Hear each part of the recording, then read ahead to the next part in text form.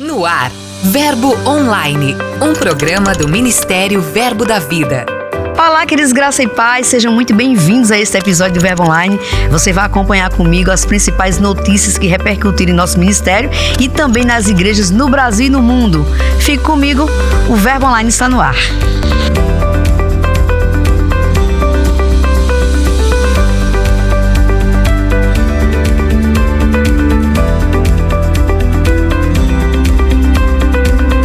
Eu sou a G Monteiro e esse é seu Verbo Online. Nosso giro de notícias começa por São Paulo, lá na capital paulista, precisamente no bairro de Santana, onde ocorreu a conferência Braves Worship, com as participações de Vanessa e Everton Zanini, líderes da juventude na igreja local, e o grupo de louvor da Igreja Verbo da Vida de Arujá. Os jovens participaram de momentos de intercessão e se consagraram ao Senhor. Ao final do evento, os participantes desfrutaram de momentos de muita alegria e muita comunhão. Seguimos agora para Boqueirão, aqui no interior da Paraíba, onde a igreja local celebrou 16 anos de história. As comemorações contaram com a participação do pastor Jairo e sua esposa Pamela Pacheco, além de Tiago Borba, pastor presidente da igreja sede aqui em Campina Grande. Ele ministrou sobre crescimento espiritual. A igreja lá em Boqueirão passou a ser liderada agora pelo pastor Adilson Farias e a esposa Virgínia Toscano.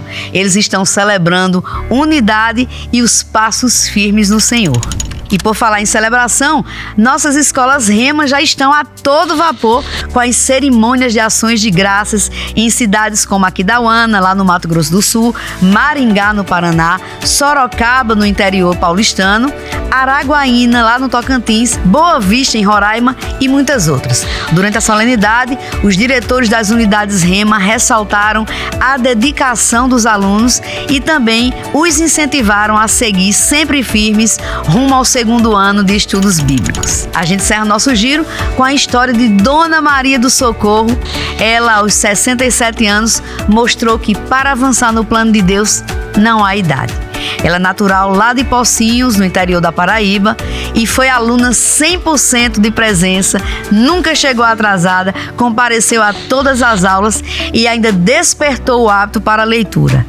Dona Maria do Socorro é um exemplo de perseverança que vale a pena ser seguido. Para acompanhar essas e outras notícias, acesse verbodavida.org.br. Em nossa entrevista de hoje, a gente recebe aqui Suelen Emery. Ela integra a nossa diretoria e também é supervisora da Agência de Missões. Olá, Suelen, bem-vinda ao Verbo Online. Muito obrigada, para mim também é uma honra estar aqui com vocês. Que coisa boa. Suelen, você, como eu falei há pouco, você integra a diretoria do nosso ministério, você supervisiona a Agência de Missões, tem uma vida ativa ministerial e também tem a sua família, né? O seu primeiro ministério. Uhum. Eu queria que você falasse um pouquinho pra gente como é que você consegue dar conta disso tudo. Uhum. Então, eu gosto de falar, quando eu falo sobre isso, eu gosto de falar sobre fases na nossa vida, né? Que nós vivemos e nós crescemos e mudamos de fase, Sim. né? Então, já houveram, né, fases na minha vida que eu não conseguia fazer tudo isso, né? E principalmente quando as meninas eram pequenas, então eu tinha que me dedicar mais a elas. E eu também gosto, quando eu falo sobre isso, eu gosto de dizer que tudo é importante para mim, né? O ministério é importante, a família é importante. Então, eu não fico dizendo, o ministério é mais importante, a família é mais importante. Para mim, né, na minha opinião, claro que isso vai, né, para cada pessoa, mas assim, para mim, os dois são muito importantes. Então, eu vou por prioridade do momento. Sim. Então, agora mesmo há pouco, né, Letícia teve bebê e foi bem num período de conferências, né, pegou 2 conferências ou 3 conferências de ministros. Então eu conversei com o Guto e ele concordou que eu deveria ficar com ela, já que no momento, né, a prioridade para mim seria estar com ela, cuidar dela naquele momento. Então, por quê? Porque o ministério também é importante para mim, mas naquele momento, né, aquilo estava mais em prioridade. Mas, eu voltando para a questão das fases, já tiveram fases que eu não podia, né, estar envolvida em tudo que eu queria. Tinha que dar atenção à minha família. Mas as fases foram mudando, né? Hoje eu tenho as minhas filhas crescidas, né? 2 já casadas, já têm suas famílias e tô com Fernanda com 18 anos, né? Que não requer muito da minha atenção no sentido de estar com ela, né? Sim. Cuidando dela. Ela já me ajuda, né? Graças a Deus. Então, eu tenho também um apoio muito grande hoje delas como filhas.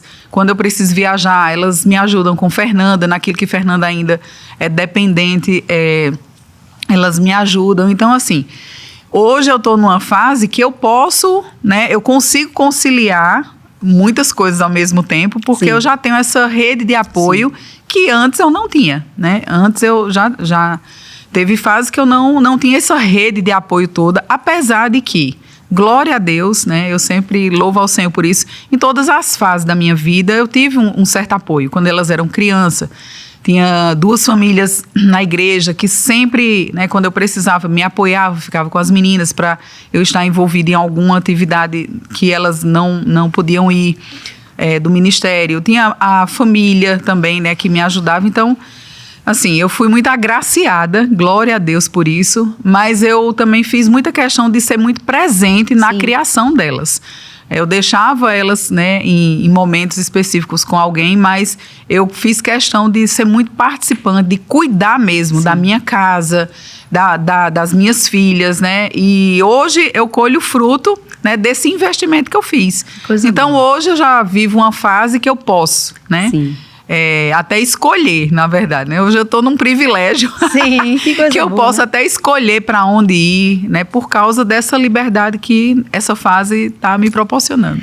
Eu gostei muito de você destacar essa questão de fases, né? Uhum. Ainda esses dias, no Toda Terça, o apóstolo Guto falava sobre o nível de responsabilidade dele em assumir o apostolado, em assumir esse ministério.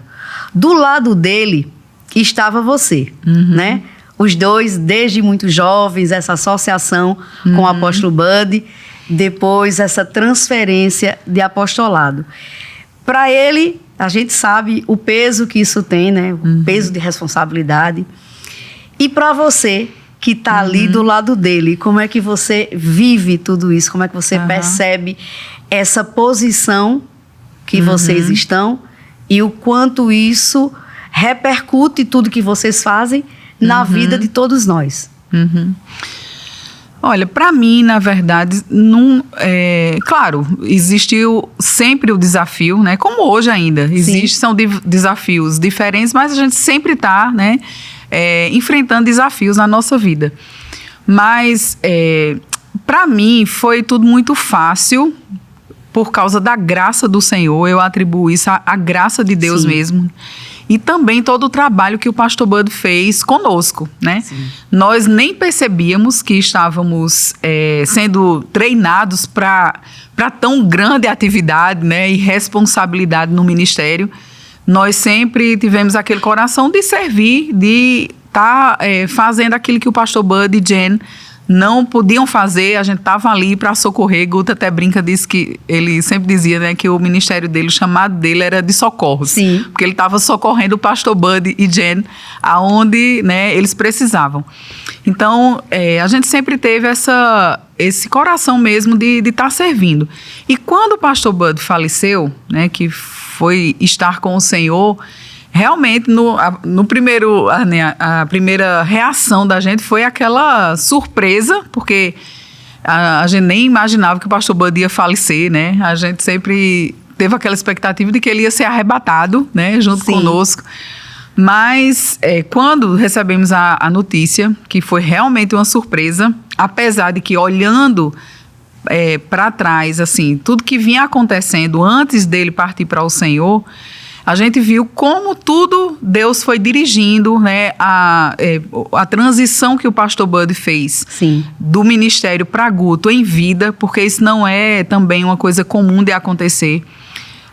Um ministério ser transferido, né, haver essa transição ministerial enquanto o líder está vivo, porque geralmente passa, né, do pai para o filho, ou do presidente, né, ou do líder para uma pessoa que vai liderar após o falecimento. Isso acontece geralmente quando ele, né, parte para o Senhor, então o próximo assume. Mas o pastor Bud, né, que raramente isso acontece, não estou dizendo que foi o único, né, que o pastor Bud foi o único que aconteceu isso, mas raramente isso acontece. O líder passar ainda em vida... Foi muito sábio, né? Exatamente. Ele foi sábio e guiado, né, assim, por Deus mesmo, como tudo no ministério realmente aconteceu, né? O pastor Bud foi muito guiado desde o início, dando passos acertados, né, no ministério para levar ou trazer o ministério até onde nós estamos hoje, né? Então, quando isso aconteceu, né, da partida dele, nós olhamos para trás e a gente viu o quanto ele foi, né, dando esses passos e fazendo essa transição de uma forma muito leve. E quando essa responsabilidade chegou na nossa mão, foi algo leve de assumir, né, claro, né, deu aquele temor, né, por tudo que o pastor Bud representava, né, no ministério, na nossa vida, mas foi de uma forma leve, porque toda a liderança do ministério, né, os pastores, os professores, né, todos os nossos ministros, aceitaram isso com muita leveza, né? Aceitaram o Guto como líder no ministério com muita leveza, não houve, né, nenhum problema, não houve divisão, né, por causa dessa transição, dessa forma. Então, para nós foi leve e para mim, como mulher, eu continuei fazendo o que eu sempre fiz, né? Estar do lado de Guto, reconhecendo, né, que ele é o cabeça. Eu sempre entendo isso. Eu não vou responder ao Senhor, né, um dia da mesma forma que Guto, porque eu entendo que ele é o cabeça, ele é o presidente. Eu estou ao lado dele, auxiliando, né, nessa responsabilidade que ele recebeu. E eu estou do lado dele, né, fazendo o que cabe na minha parte. Como você citou aí, eu sou gestora de algumas coordenações aqui no Ministério. E eu sei que eu vou responder como parte da diretoria, né, como conselheira da diretoria e não como a presidente do Ministério. Né? O presidente é ele. Sim. Eu vou responder diante de Deus das minhas responsabilidades como parte, né, como membro da diretoria. E como gestora dessas coordenações, né, que eu tenho responsabilidade. Então, hoje, assim, eu entendo bem o meu papel de auxiliadora, né, auxiliando o Guto nesse governo que o Senhor colocou na mão dele. Né? Então, eu estou para auxiliar mesmo. Então, entendendo isso, as coisas ficam muito leves para mim. Sim. Porque a gente trabalha também muito com líderes, formando, né, coordenadores, formando essa liderança que nos auxilia. Claro que hoje é muito mais leve do que no começo, porque no começo a gente não tínhamos tantas pessoas como hoje nós temos, não tínhamos tantos coordenadores que nos ajudam, né? Tantos pastores e supervisores, né? Hoje nós temos todos esses papéis, né, que nos auxiliam. Então, a obra, com certeza, é muito mais fácil do que no começo. E interessante, assim, a gente perceber que vocês nem sequer faziam ideia, eu imagino, do tamanho que esse ministério ia se tornar, né? Da quantidade, mais de 550 igrejas, né? Tudo em expansão. Então, a gente sabe que o seu coração, ele bate muito forte por missões, né? Então, você certamente sabe como era lá no começo, as primeiras viagens, hoje com a agência, todo o know-how que a agência tem para prestar suportes aos missionários. Então, olhando para esse crescimento em missões, como é que você percebe isso? Então, em missões foi um crescimento... Eu nem falo muito rápido. Nós crescemos gradativamente, né? E isso foi muito bom, porque nós fomos crescendo e fomos aprendendo e estruturando, né? A estrutura veio juntamente com a saída dos primeiros missionários. Nós não tínhamos muita ideia de como trabalhar, né? Começamos a pesquisar, a conhecer o trabalho de outras agências missionárias e a gente foi vendo como elas trabalhavam e como a gente poderia, dentro da nossa visão, né, do Ministério Verbo da Vida, trabalhar essa estrutura de agência, né? Porque geralmente as agências missionárias, elas são independentes, elas não são conectadas a uma denominação. E a nossa, ela é totalmente conectada. Na verdade, a nossa agência é uma coordenação do ministério. E o nosso entendimento é que a agência de missões, ela é uma coordenação para auxiliar no crescimento do ministério na visão missionária. Então, nós estamos estruturando de uma forma que, inclusive, a nossa visão é a mesma do ministério. Porque nós entendemos que nós precisamos seguir o coração do Ministério Verbo da Vida. Então, dentro disso, nós fomos, né, crescendo, estruturando, e houveram, com certeza, vários desafios, né? Ainda enfrentamos desafios, né, nesse crescimento e nesse avanço, mas nós estamos com ainda muitas expectativas, né, para daqui por diante, ainda, né, não entramos naquilo que nós chamamos da janela 1040, dos países de acesso criativo, né, que nós precisamos de criatividade. Inclusive, nós colocamos essa nomenclatura, acesso criativo, né, país de acesso criativo, porque nós não queremos ficar declarando países fechados, que são difíceis, né? Então, nós entendemos que precisa de uma certa criatividade para entrar. Que é possível, né? Que é possível, né? Então, a gente está contando mesmo com a sabedoria de Deus. Estamos trabalhando no levantamento, né, de missionários. Não é uma área fácil, né, de ter pessoas com chamado. Nós estamos descobrindo, né, pessoas nas igrejas que têm o chamado para os países de acesso criativo e temos trabalhado com elas e já enviamos algumas, né, algumas já foram, algumas já voltaram, algumas permanecem, né, então outras estão em fase de treinamento e não é um trabalho muito divulgado porque a gente não pode estar divulgando o nome delas, então é um trabalho feito internamente mesmo, na agência de missões. Mas é um dos nossos desafios, né, para o futuro. Nós temos também alguns supervisores que já têm, né, no coração isso muito forte, de trabalhar nessas regiões, nessas áreas, para estar entrando e levando a palavra. Já temos, na verdade, né, um supervisor que tem trabalhado isso. Já tem feito visitas, né, em países de acesso criativo. E a gente está nesse desafio, né? Sim. De crescer nisso aí, de mandar mais missionários e de certa forma, é um envio com mais segurança, com mais atenção do que para as outras regiões do mundo, né? Para os outros continentes no mundo. Então, a gente tem que fazer uma coisa bem guiada por Deus, né? Com muita sabedoria e com o pé no chão e o pé no céu. Sim, sim. Né? Mas a gente tem que ter essa prudência mesmo, né? De enviar, porque são famílias, né? Sim. E hoje mesmo temos uma família com 2 filhos, né? Então, a gente já fica com aquele cuidado, né? Por causa das crianças. Então, é um avanço que a gente acha, né? Que alguns podem achar é lenta, mas a gente está fazendo com muita precaução. Sim. E mais com as instruções de Deus, né? Para a gente ir de forma segura. Interessante que esse ano houve algumas viagens pontuais, né? A agência levou algumas pessoas para alguns países com um treinamento, né? Isso. Qual foi, de onde partiu essa ideia e o que vocês pretendem construir com isso? Inclusive, tem uma nova viagem aí à vista para Angola, né? Então, esse desejo nasceu, na verdade, no coração de Larice, que é a coordenadora da agência de missões. E ela compartilhou comigo, o desejo dela é estar levando os líderes de secretarias de missões, que muitos deles nunca tiveram uma experiência, né, transcultural em uma viagem. E o nosso principal alvo são as nossas igrejas, as nossas obras, né?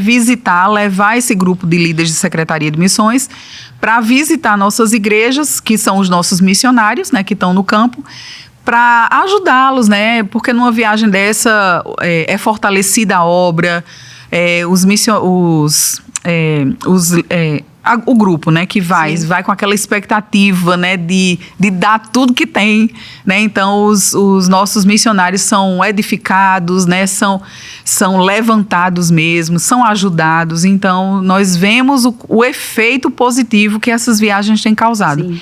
E também, Larice, né, tem no coração levar também grupos de graduados da nossa escola de missões, que desejam também fazer uma viagem, né, transcultural. Então, a gente está, né, trabalhando com isso, com essas viagens para edificar. Tanto o nosso grupo aqui, né, ter uma experiência, como também os nossos missionários serem ajudados com essas viagens. Falando em viagens, a gente está aqui em dezembro, né, desde novembro, que as solenidades de formaturas REMA e das escolas de ministros já estão aí a todo vapor. Você tem viajado um bocado para participar dessas cerimônias, né? Uhum. Como é que você tem visto isso? A temperatura nas cidades, a quantidade de alunos. Uhum. Se você comparar como eram essas escolas antes e o que você está vendo hoje, testemunhando hoje. Olha, uma das coisas que tem chamado a nossa atenção é o entusiasmo mesmo dos alunos na festividade, né, da formatura. Uma coisa que chama a atenção nas nossas solenidades de formatura é a alegria, né? Que é uma marca do nosso ministério, né? É um dos valores do nosso ministério, a alegria. E a gente vê mesmo isso transmitido. E eu acredito que isso causa um impacto muito grande para os convidados, para as pessoas que estão ali assistindo, essa alegria, esse amor pelo que eles estão recebendo ali naquela solenidade. É diferente de uma formatura. Eu já fui para algumas graduações, né, de faculdade, né, e não é a mesma coisa, né? E uma das coisas também que me chama a atenção, e eu acredito que chama a atenção também das pessoas, é a excelência nas nossas formaturas, a organização, né? O tempo de iniciar, né? A pontualidade. Isso não é muito comum.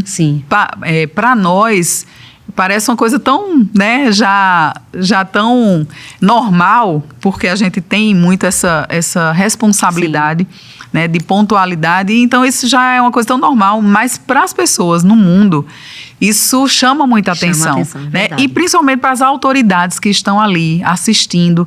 É uma das coisas que sempre está nos elogios, né? Na expressão, quando eles vêm no final falar como foi organizado, como eles foram abençoados, mesmo os que não são cristãos, que estão ali, né, convidados, as autoridades civis, militares. E eles sempre, né, destacam isso, a organização, a pontualidade. Então, a alegria, né, o entusiasmo dos alunos ali. Então, isso realmente chama a atenção do mundo para nós, né, para nós como cristãos. Eu nem falo o verbo da vida, mas isso deve ser uma coisa do cristão. Essa alegria por estar ali comemorando, celebrando o encerramento de um curso onde eles passaram 2 anos, como a escola de ministros, né, 1 ano sendo treinados, escola de missões. Eles estão ali celebrando o conhecimento, né, aquilo que Deus compartilhou com eles em 2 anos, 1 ano, através dos nossos professores, né, da unção destilada ali na sala de aula, né? Então, é uma coisa que me chama a atenção. Suelen, enquanto membro da diretoria, estamos às portas de 2026, né? Uhum. Então, quais as expectativas, o que é que está se pensando já, se desenhando para esse tempo que já se aproxima? Então, permanece sempre os desafios, né? A gente sempre tem um desafio de manter os nossos ministros falando todos a mesma coisa.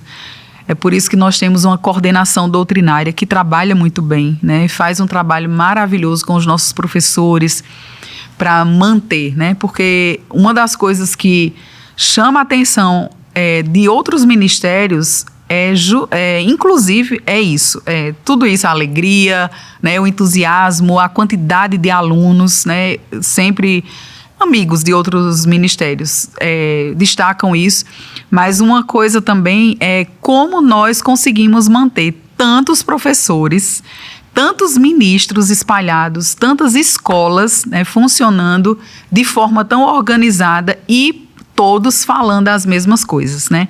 Todos pregando a doutrina, que a gente tem, né, instruído, a doutrina que nós cremos. Então, eu e Guto, né, nós atribuímos isso ao trabalho que nós fazemos com a liderança.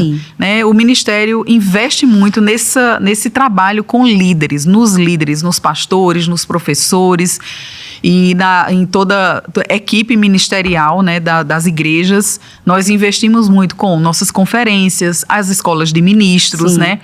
As itinerantes que vão até onde eles estão, porque a gente sabe que nem todos podem vir para Campina Grande. Então, essa ideia inspirada por Deus, né, das escolas itinerantes, ela tem ajudado muito as nossas igrejas a equiparem os seus ministros.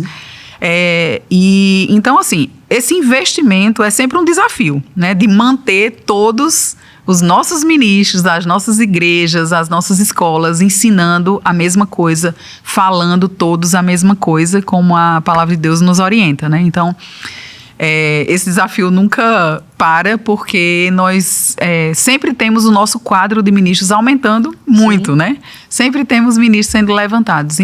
E outro desafio é o levantamento mesmo de novos ministros nas nossas igrejas, sendo levantado pelos pastores, qualificando, né, eles.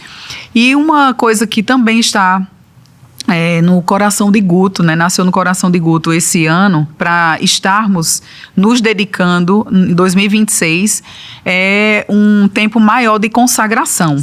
Ele já tem comentado, né, sobre isso, acho que ele já deve ter falado num Toda Terça, eu nem me lembro. Quer descansar a terra, né? Descansar a terra, exatamente. Não vamos ter escola de ministros itinerantes, só a de Campina Grande funcionando, né? Por quê? Porque quando as escolas estão funcionando, a diretoria viaja muito, então sai muito, né, do ministério. Então, nós queremos dar esse descanso, né, buscar em oração, né, o Senhor, nos consagrarmos em oração como liderança aqui no ministério, né, como diretoria, e reestruturar também a escola de ministros, né, e fazer, né, algumas coisas que o Senhor tem colocado no coração da diretoria.